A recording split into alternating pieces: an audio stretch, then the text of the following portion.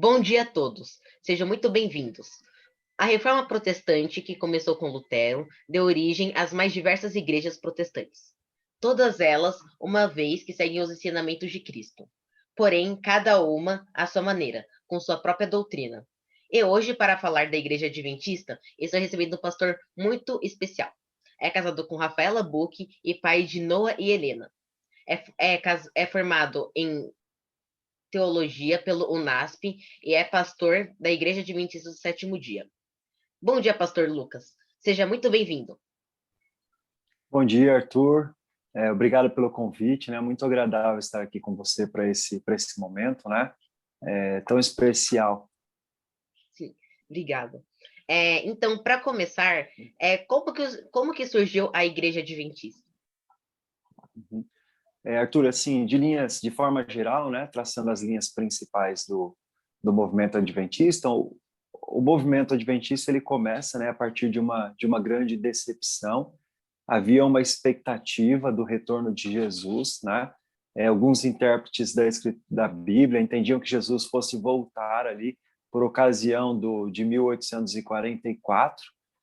E aí, quando chega esse momento, então, né, a data prevista, acontece uma grande frustração, porque Jesus não volta.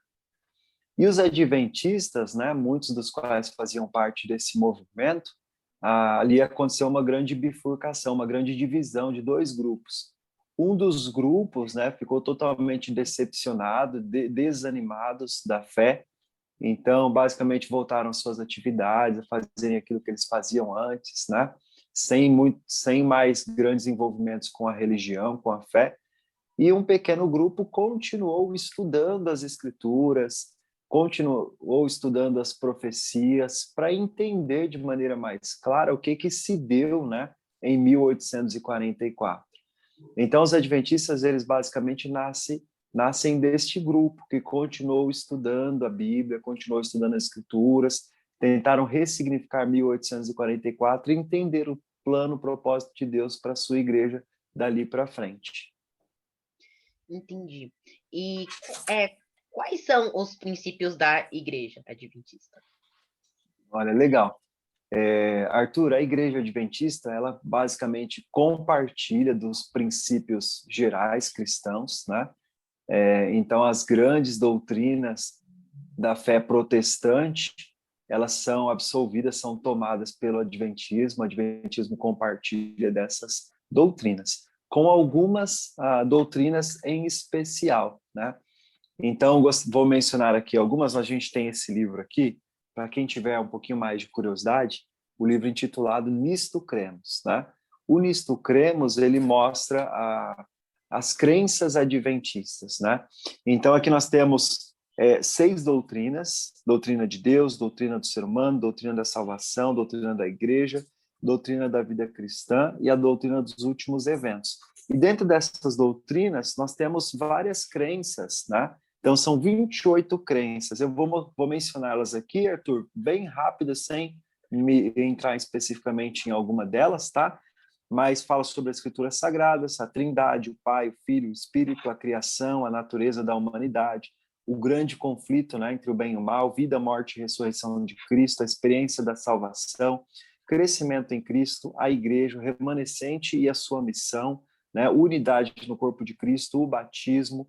Depois disso também temos a ceia do Senhor, dons e ministérios espirituais, né? O dom de profecia. Esse dom de profecia talvez seja um pouco diferente. As outras doutrinas, elas são compartilhadas por basicamente todas as denominações protestantes. O dom de profecia é uma visão quase que particular do adventismo, né? A lei de Deus, o sábado também, que é um grande diferencial do adventismo, mordomia, e aí nós vamos ter outras crenças, né? A conduta cristã, que fala sobre estilo de vida, né? A maneira mais adequada do cristão se comportar, o casamento e família, ministério de Cristo no santuário celestial. Essa também é uma doutrina típica, basicamente exclusiva do adventismo, né? Onde se acredita que Cristo tem um ministério celestial em um santuário celestial de intercessão pelo ser humano, consumando o plano da salvação, a segunda vinda de Cristo, morte e ressurreição, milênio e o fim do pecado e a nova terra. né? Então, basicamente, essas são as crenças adventistas. E um detalhe interessante é que os adventistas, eles acreditam, né, que a verdade é progressiva. Então, continuam estudando. Não temos essas crenças como dogmas absolutos e imutáveis, né? Eles podem ser ampliados, uma nova compreensão pode se somar àquilo que a gente já conhece também. Entendi, pastor. E quais são os ensinos bíblicos que fundamentam a importância do estilo de vida para o adventista cristão? Cristão adventista. Perfeito. Em relação ao estilo de vida, né, nós temos vários estudos bíblicos que estarão relacionados a esse tema, né? Mas talvez alguns principais, nós temos o tema da criação, onde o homem é criado como a imagem e semelhança de Deus, né? Tendo um grande privilégio de ser assim filho de Deus, quanto também uma grande responsabilidade de espelhar o comportamento divino e de ser mordomo de Deus, né? Assim, o ser humano, ele é aquele que cuida do que Deus deu, cuidando da natureza, cuidando dos elementos externos, cuidando também do seu próprio corpo, cuidando da sua vida, da sua conduta moral, né? Então, nós vamos ter outros estudos bíblicos que falam sobre a mordomia, que falam sobre dízimos e ofertas, que falam sobre o cuidado da saúde, né? Esse também é uma questão muito interessante, não é exclusiva do adventismo, mas é uma questão que poucas denominações compartilham, né? O cuidado com a saúde, o cuidado com a vida, né? Porque a gente entende que a vida é uma dádiva divina e nós precisamos, então, cuidar da sua manutenção, como Paulo diz, né? O nosso corpo é templo do Espírito Santo. E aí várias outras crenças estarão relacionadas a esse tema de maneira indireta, mas basicamente a criação, a mordomia, o estilo de vida cristão, né? Esses temas são os que trabalham de maneira mais objetiva, como a gente deve cuidar da nossa conduta, né? Entendi. E os adventistas consideram toda a Bíblia como uma única regra de fé e esperança. A igreja possui 28 crenças, como o senhor disse, que são divididas em 6 doutrinas. Quais são essas doutrinas? Perfeito. Essas doutrinas, né, que são as doutrinas gerais de onde se desdobram as crenças, as doutrinas são a doutrina de Deus, né? Nesse tema será trabalhado quem é Deus, o ser divino, né? Trabalhada a realidade de Deus Pai, Deus Filho e Deus Espírito Santo também. Depois teremos a doutrina do ser humano, que é onde nós vamos ter uma percepção adequada de quem é o ser humano. É o ser humano um ser imortal, né? Ou é um ser humano um ser mortal, transitório? O que acontece quando o homem morre, né? Como se dá a vida humana? Então, tudo isso será trabalhado nesse tema. Depois, a doutrina da salvação, que vai ter a questão do grande conflito, o plano da salvação elaborado por Deus, como ele acontece na prática, né? A doutrina da igreja, que fala sobre o que é a igreja, tem uma conceitualização, a construção do conceito de igreja, qual é o papel da igreja no mundo onde a gente vive, o que Deus espera da igreja, né? Depois temos a doutrina da vida cristã, que vai entrar aquelas questões mais práticas que a gente mencionou, né? Sobre a lei, os 10 mandamentos, sobre a guarda do sábado, sobre a mordomia, né? Mordomia cristã. E, por último, teremos a doutrina dos últimos eventos. Essa doutrina fala sobre as crenças, né? No santuário celestial, segunda vinda de Cristo, as crenças que têm a ver com os últimos eventos da história humana. Então, basicamente, são essas as seis doutrinas. Entendi, pastor. E por que, para finalizar, por que os adventistas guardam o sábado? Olha, muito legal, essa pergunta é muito boa, né? O sábado ele foi estabelecido no ambiente da criação. Quando Deus criou o ser humano, ele criou o planeta Terra em 6 dias, né? E no 7º dia ele repousou, então ele descansa. Naturalmente, Arthur, a gente entende que Deus ele não precisa de descanso, né? Então, o que está acontecendo ali no 7º dia é um evento muito especial.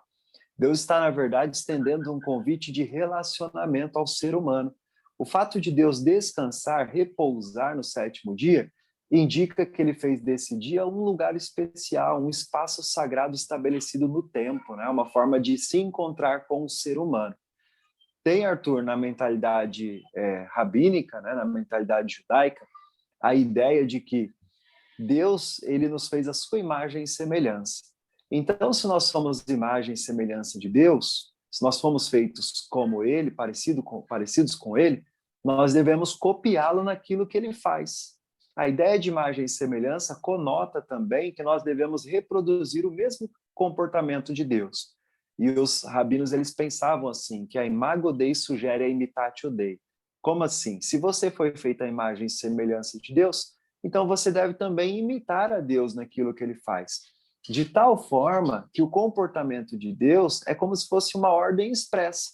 Quando ele descansa, ele está convidando eu e você a descansarmos também, a pausarmos as nossas atividades no sábado e dedicarmos esse dia inteiramente a ele.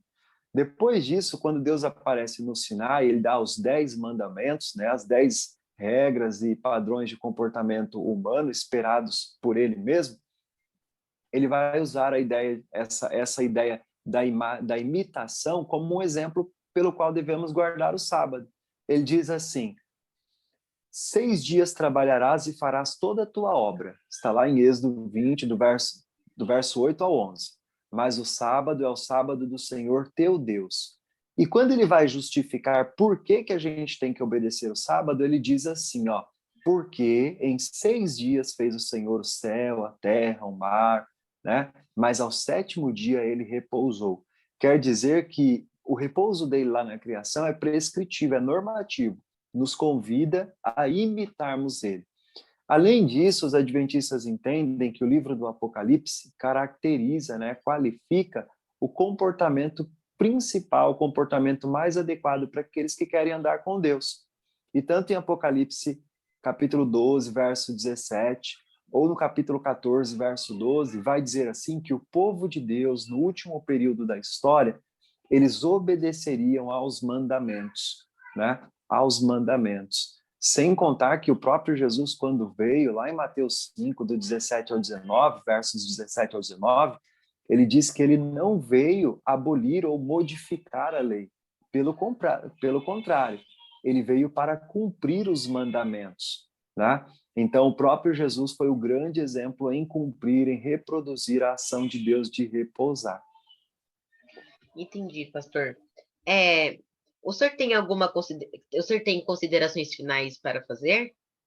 A consideração que eu tenho, Arthur, é que aqueles que têm curiosidade de conhecer um pouquinho mais sobre o Adventismo, né, que o façam assim, sem constrangimento, sem vergonha, perguntando, tirando dúvidas, sem nenhum tipo de preconceito, né? Com certeza a gente sempre tem como aprender um com o outro, né? E está aí uma grande oportunidade para a gente aprender um pouquinho mais sobre o Adventismo e os benefícios dessas crenças tão positivas que ele nos traz, né?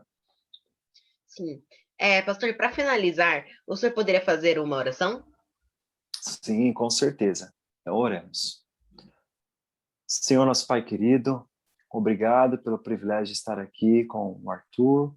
Obrigado por esse momento tão especial, onde podemos discutir um pouquinho sobre a história do Adventismo.